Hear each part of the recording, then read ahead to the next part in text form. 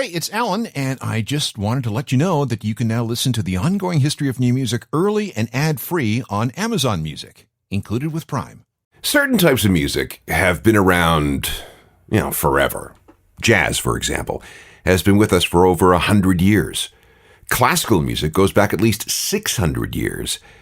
And then there's religious music, which dates back thousands of years. If you study this sort of thing, it's a form of ethnomusicology. You'll see that revivals happen all the time, all over the world, and with all kinds of different music. You see, if a type of music lasts as long as some of what we just talked about, it's always got to be there in the background. It can't ever have actually died off.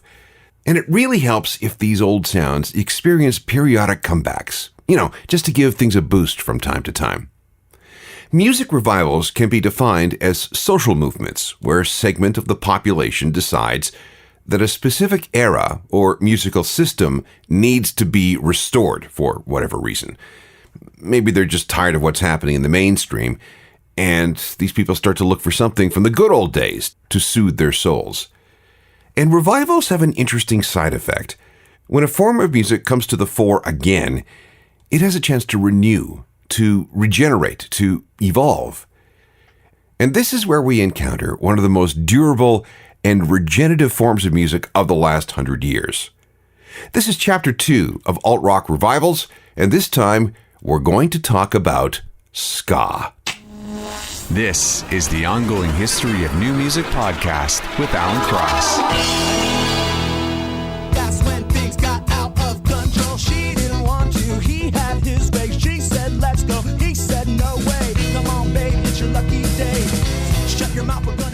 Reaching back to the ska revival of the 1990s, that's Sublime with Date Rape. Hello again, I'm Alan Cross, and this is the second episode looking at the various alt-rock revivals that we've seen over the decades. Like I said on Chapter 1, alt-rock has been around long enough for us to be able to identify certain cycles, and this time, we're going to look at how ska keeps coming back again and again and again. Like punk, the alt-rock version of ska wasn't revolutionary. It was reactionary. And like I said just a few seconds ago, people periodically get tired of the status quo and reach into the past for musical inspiration. And this is exactly what's happened with ska. Now, first, we need to define what we're talking about. Ska is a choppy form of music in 4/4 time. The key is the timing of the emphasis on the beat. It's on the second and fourth beat of each bar. That's augmented by the guitar hitting on the first and third, and sometimes on the fourth beat. The way the guitar is played is called the ska upstroke, and it's the secret sauce to all this. It's a very danceable thing. The bass line is important too. The most common approach is to play steady quarter notes up and down the scale in the key in which the song is written. Get it right, and you have a very infectious groove. For added effect, the song might also have brass instruments like a trombone or saxophone. Ska can be played at a variety of tempos, although if you slow it down too much, it actually morphs into a new sound called rock steady at around 80 beats per minute. Any slower than that, and you have something called reggae. So how long has ska been around? Well, at least since the late 1940s. Ska was born in Jamaica in the years following World War II. At the time, Jamaica was a British colony, which meant that all kinds of Western European music was introduced into the ecosystem. North American music seeped in too, via radio from places like New Orleans. Lots of Dixieland and jazz and blues and R&B came in over AM radio and shortwave from the mainland. And because American military personnel were stationed all over the Caribbean, Jamaicans were exposed to even more music. These foreign sounds mixed in with indigenous Caribbean music. There was mento music, a form of Jamaican folk based on traditional African sounds that came over from Africa with the slave trade. And there was calypso, which originated in Trinidad and Tobago and was a twist on a type of French music that slaves co-opted while working on the sugarcane plantations. Mix all these sounds together, and you ended up with something called shuffle. And shuffle became a big deal throughout Jamaica through the 50s and into the 1960s. You heard a lot of shuffle on Jamaican national radio. The sound was really infectious. People visiting Jamaica, military types, those working in the bauxite mines, vacationers, various entrepreneurs, took that music with them back to wherever they came from. This created a market in Jamaica for recording, manufacturing, selling, and broadcasting all these new shuffle records. And here's where we meet Clement Coxsone Dodd. He spent some time in the U.S. South in the 1950s, soaking up blues and R&B. And when he got back home to Jamaica, he started playing some of the records he got in America in his parents' shop. He called this the downbeat sound system. People loved it. So every once in a while, Coxsone would go back to the States to find more records. And when he was away, he hired a kid named Lee Scratch Perry to run the sound system so his mom wouldn't have to. After a while, Coxsone realized that instead of playing imported records, he could record local acts. His company was called World Disc, which went a long way in promoting the new evolving domestic sound. The big change happened in 1962 when one of Coxsone's buddies, Cecil Bustamante Campbell, changed the beat. Cecil and his guitarist, Jerry Jah, moved the beat emphasis from the 1 and the 3 to the 2 and the 4. So in other words, they began to stress the offbeat. And this is pretty much when ska was born.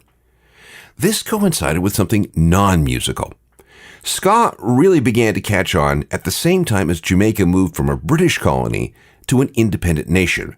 And ska, this new music, became the semi-official sound of the independence movement. Here's an example. This is Prince Buster from 1967.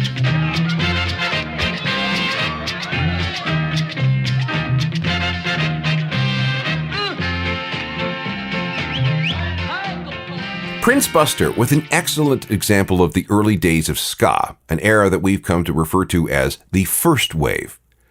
All right, stop a second. Why do we call this form of music ska? That's up for debate. Some say credit should go to Cluett Johnson. In the late 50s and early 60s, he led a band called Clue J and his Blues Blasters, and they were one of the first to adopt this new offbeat way of playing.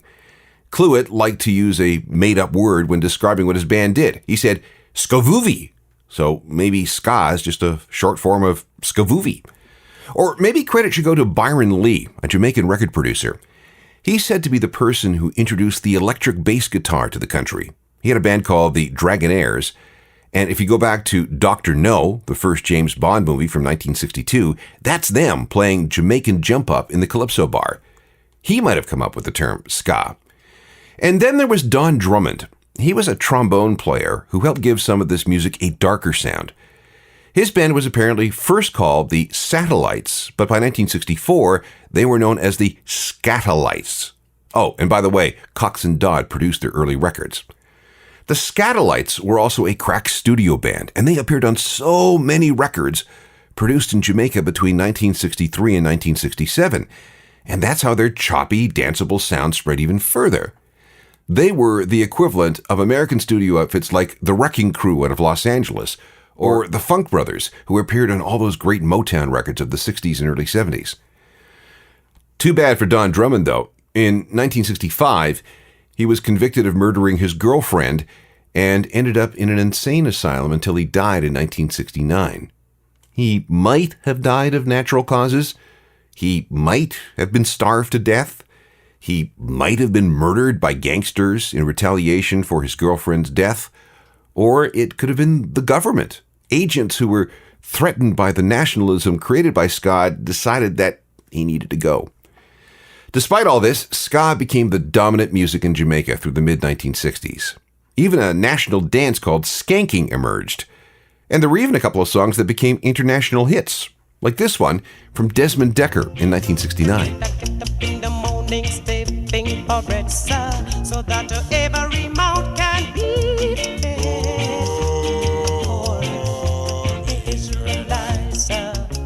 Big hit on a new label called Island, run by an Englishman named Chris Blackwell. That was ska's first worldwide hit, The Israelites from Desmond Dekker.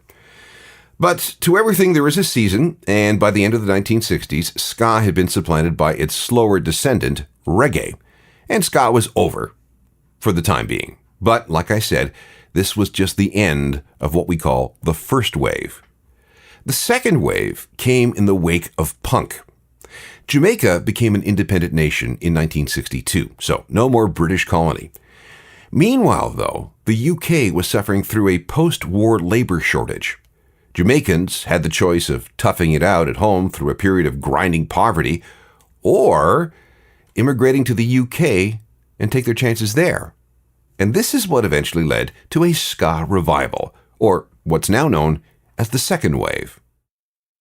This is Chapter 2 of a look at various alt-rock revivals. And now that we've laid all the groundwork for ska, we can look at the first revival, the so-called second wave of ska. When the UK invited citizens of the Commonwealth to immigrate to alleviate the post-war labor shortage at home, a lot of Jamaicans went for the offer. Many settled in the industrial city of Coventry in central England. Naturally, these new citizens brought their music with them, and that meant ska. And back then, it became known as blue beat. This slightly evolved form of ska lived side by side with R&B and soul and reggae. It was also embraced by certain segments of British youth culture like the Mods and the Rockers and the Teddy Boys. And then, a few years after that, the first British punks. Now, back then, there were plenty of punk fans and a growing number of punk bands, but there were no punk recordings yet. So if you went to a club where punks hung out, the music played by the DJ was soul and R&B and reggae and ska. These older sounds got mixed in with the new ones coming out of the punk scene. And one of the first guys to really figure it out was Jerry Dammers, an artsy guy from Coventry. He loved this older music, but he also loved the attitude of punk. And he was also the son of a minister, so all this was a great way of rebelling against how he grew up in this bleak working-class existence. Jerry's band had a very different sound. It took ska and reggae and mixed it with some of the elements of punk. And it came with a proper uniform designed to be a cross between a West Indian rude boy, a British skinhead, and a British mod. Proper suits with white shirts and ties and pork pie hats and specific shoes. Jerry's group was called The Specials. Their first single was a cover of a 1967 track by a Jamaican rocksteady musician named Dandy Livingston. A message to you, Rudy. A message to you. The Specials and A Message to You, Rudy. All right, so who's this Rudy guy? Well, rude boys, those petty criminals that could be found in places like Kingston, Jamaica. And over the years, Rude Boys was shortened to just Rudy. The Specials were at the center of this ska revival, the second wave of ska. Jerry Dammers formed an indie record label called Two Tone to release records by the Specials and other like-minded groups. By 1979, the Specials were playing gigs alongside punk bands. Punks that were exposed to ska liked what they heard, and the music continued to evolve. One step beyond.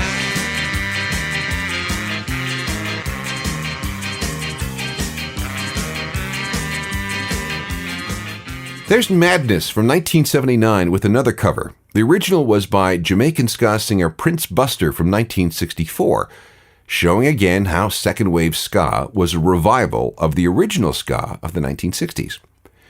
There were a few years where ska was everywhere. We had bands like The Specials and Madness, The Selector and The Body Snatchers. Two Tone Records was a big part of this, but other labels caught on, giving us bands such as The English Beat, The Employees, and The Tigers. And from America, we had The Untouchables and Her Majesty's Secret Service. But this cycle would also end. Despite its positivity, its multiracial makeup and appeal, and its message of unity, the scene was eventually infiltrated by racist organizations such as the National Front, which started creating problems at ska gigs. Lots of violence. Meanwhile, there was too much ska too quickly.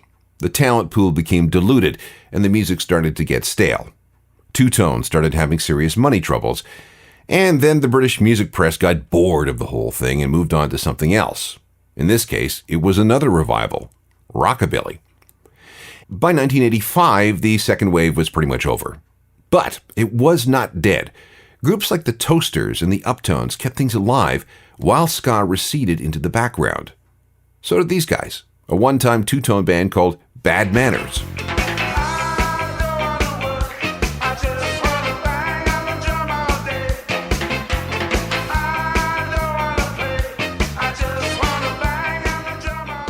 London's Bad Manners from 1985 with their cover of a 1983 song by Todd Rundgren called Bang the Drum All Day.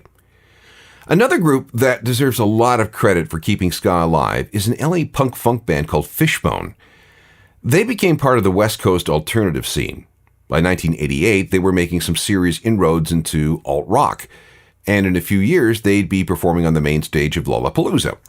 If you're unfamiliar with Fishbone, dig into their second album, Truth and Soul, which featured songs like this. It's Ma and Pa. Hey, my pa, what the hell is wrong with y'all? Hey, my pa, what the hell is wrong with y'all? Hey, my Fishbone, a band that served as vital connective tissue between the second wave of ska in the very late 70s and the early 80s, and what was to come with the third wave. And that's next. So far, we've seen how the first wave of ska was resurrected by some punks to create the second wave. Now it's on to the next revival, which, surprise, is known as the third wave. This, of course, was the time of grunge and the alt-rock explosion, and this helped third wave ska become massive. Now, a couple of things before we go any further. If you listen to this music, you can still hear and feel the original Jamaican sounds.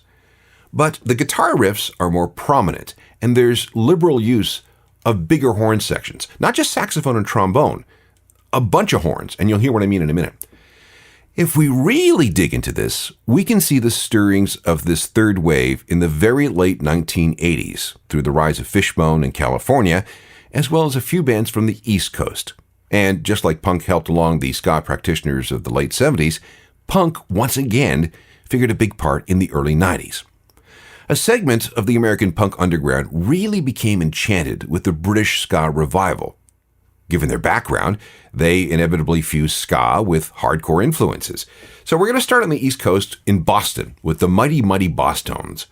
They were formed in 1983 and inspired by the whole two-tone thing, at least originally. But they also liked their hard rock. AC/DC, Motorhead, Social Distortion, they were all cool. The Mighty Mighty Bosstones blew up in 1983 with their third album, Don't Know How to Party. And this ska track, with lots of horns, became a giant alt-rock radio hit.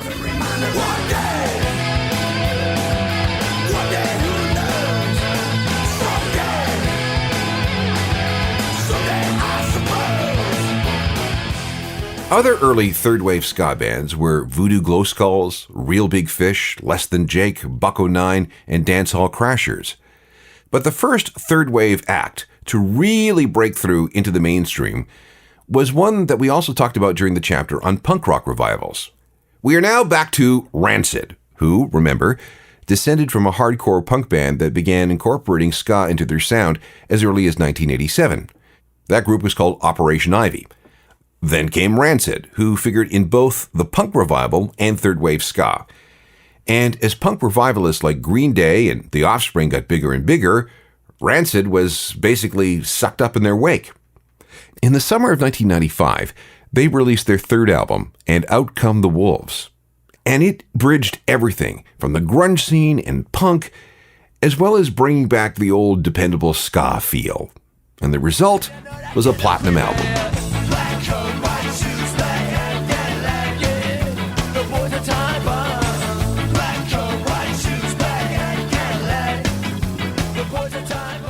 Once Rancid took off, we started to hear more from similar bands, most a little more punk or metal than the way things used to be. Most, but not all. Ska punk, as it became known, had several flavors. Take this group out of Orange County, who struggled through 2 albums before something really got weird with a 1995 album called Tragic Kingdom. No Doubt loved the ska beat, but instead of going down the metal and punk road, they mined more of a new wave sound, which was a good move. Of the 14 songs on this album, 7 were released as singles. And songs like this made the ska beat even more pervasive.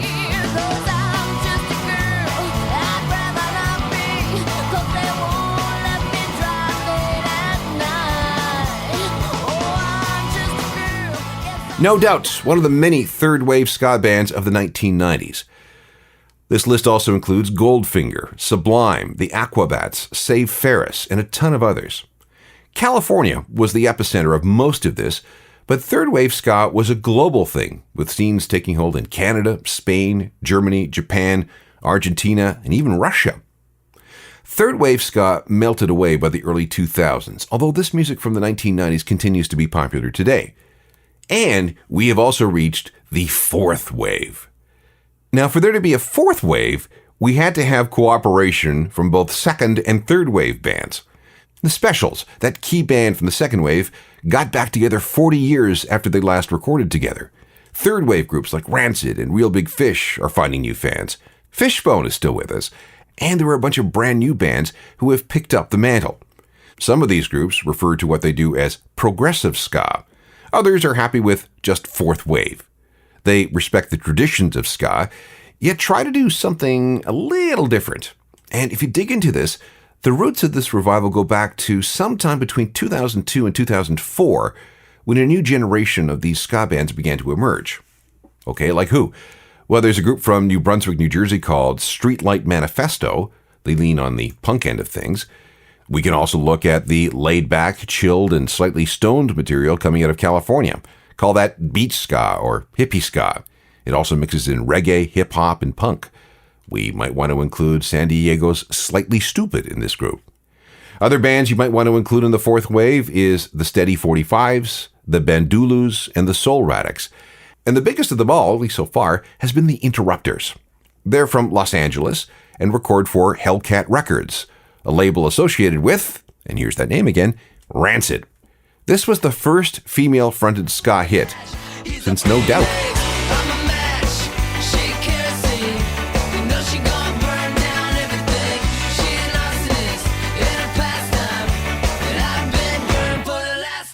The Interrupters, the current leader in the fourth wave of ska.